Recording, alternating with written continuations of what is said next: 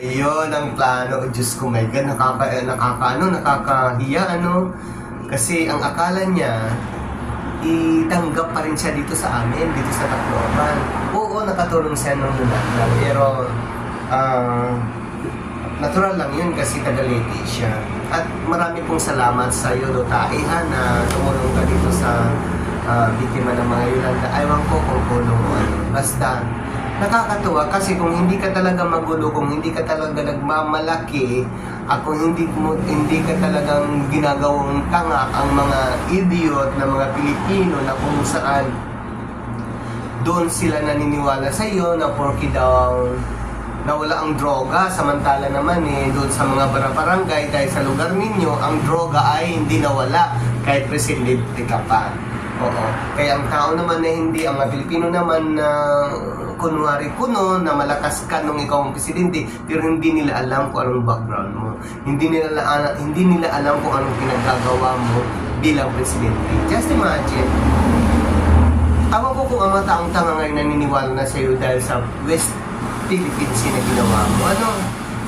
Kaya ang mga Chinese diesels nandyan lagi doon sa ibininda mo dagat. Yon ang sabi sa media doon sa agreement, gentleman agreement na ginawa mo. Tama nga naman yun. Kaya ang mga Pilipino naging tanga, ang iba hindi naman lahat kasi ako hindi ako tanga. But anyway, anyhow, welcome to Tacloban, Dutai.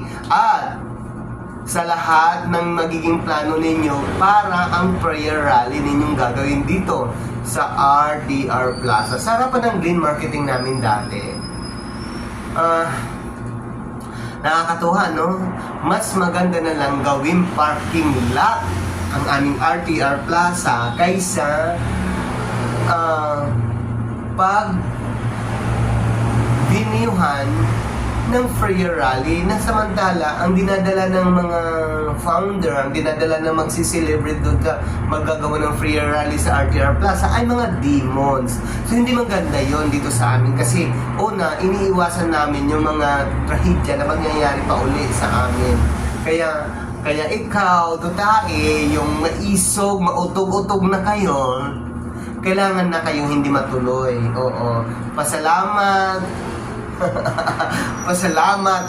ang mga nag-park ng mga trucks, mga sasakyan. Kasi actually, pwede, ginagawang parkingan dahil walang area na magpaparking.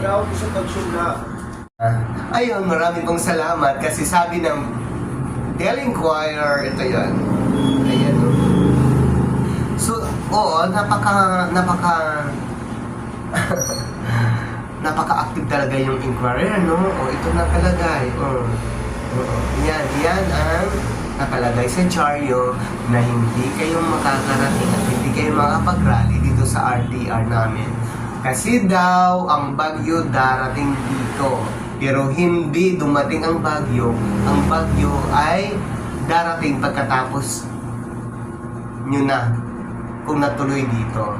Pagkatapos nyo nang mag-utog-utog dito sa Leyte. Pero maraming salamat po kasi ang mga taga-Leyte, taga-Tacloban City ay alam na kasi nandito sa amin ang bahay ng bahay ng nanay ng ating mahal na Pangulo PBBM. Nandito ang bahay ng ating House Speaker Martin Romualdez. Bakit pa lalagyan ng kulay? Bakit pa magdadala dito ng mga tae? Galing sa Dutai, di ba? Kaya kung ako sa inyo, mga loyalist kay Dutai, manahimik na kayo at pag-advise, mag-prayer rally kayo sa totoong pananalangin sa Diyos na magbago na ang isip ng iyong Tatay Digong. Hindi na siya kasi matanda na baka matapilok pa yan din sa airport, mamamatay. Baka pagbintangan naman ng namin, ang president namin na pinapatay. Diyos ko, my God, huwag naman sana.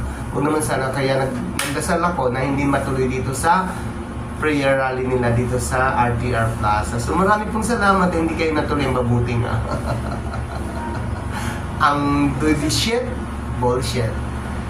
Yun lang.